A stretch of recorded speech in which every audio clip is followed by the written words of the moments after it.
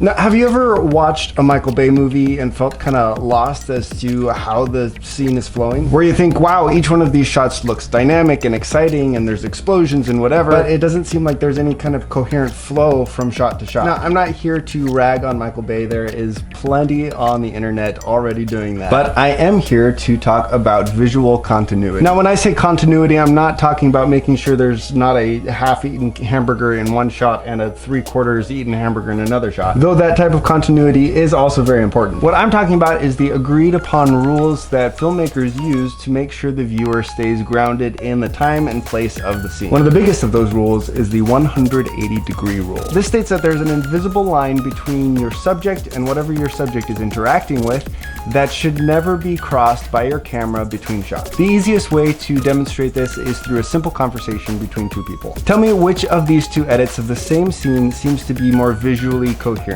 This one? Hi, Josiah. Hi, JD. How are you? I'm doing fantastic. How are you? I am great. My dog just died. That's awesome. I'll see you later. Okay, see you later. Or this one. Hi, Josiah. Hi, JD. How are you? I'm doing fantastic. How are you? I'm great. My dog just died. That's awesome. I'll see you later. See you later.